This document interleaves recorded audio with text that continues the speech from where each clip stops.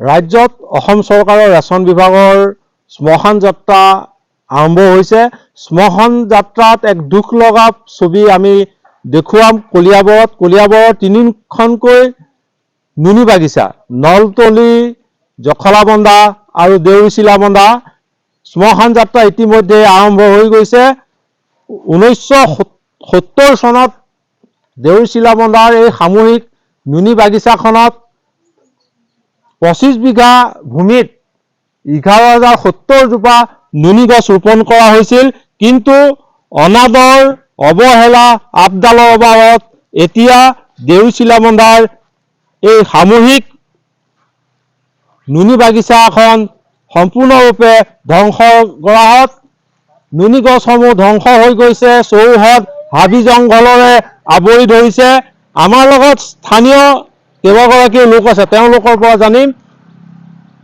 দাদা, এই আপোনালোকৰ গাঁৱৰ দেউৰিচিলাবন্ধা সামূহিক নুনি বাগিচাখনৰ অৱস্থাটো এতিয়া কেনেকুৱা? অৱস্থা দেখিছে নহয়, একেবাৰে সংকটজনক আৰু ইয়াত ক'বলগীয়া একো নাই আৰু কোনো আপডাল নাই, কোনো আপডাল নাই।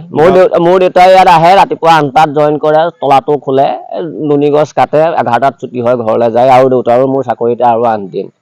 তাৰপিছত নতুনকৈ দিয়ে নিদিয়ে এতিয়া চৰকাৰে জানে আৰু। তাৰপিছত কোনো কৰ্মচাৰী নাই।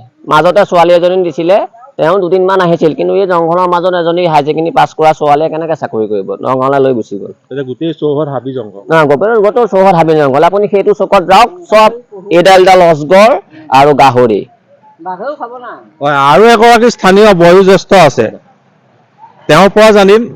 খুৰা, আপুনিতো এখন ফাৰ্ম দেখি আহিছে। ফাৰ্মত সদায় আহোঁ, সদায় ধৰক এই অৱস্থাই, জংঘল মংঘল চব এনেকুৱাই। কৰ্মচাৰী নাই, কৰিব কি?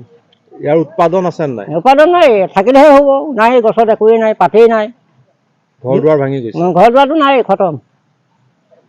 এনেদৰে দেখা গ'ল এক দুৰ্দশাগ্ৰস্ত ৰূপ ৰেচম বিভাগৰ কলিয়াবৰত দেখিবলৈ পোৱা গৈছে। কলিয়াবৰৰ নলতলি, জখলাবন্ধাৰ লগতে দেউৰিচিলাবন্ধাৰ সামূহিক নুনি বাগিচা কেইখন মৃত্যুৰ যন্ত্ৰণাত ককবকাইছে।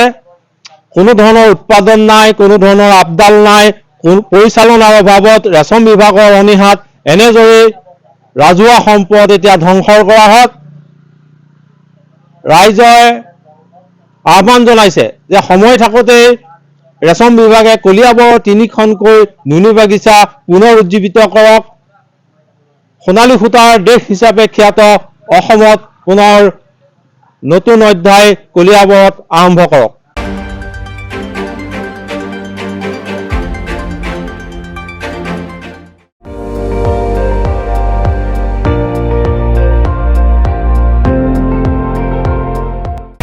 আপুনি চাই আছে ND24, সৰ্বশ্ৰেষ্ঠ নহয়, সৰ্বোত্তমৰ দৌৰত।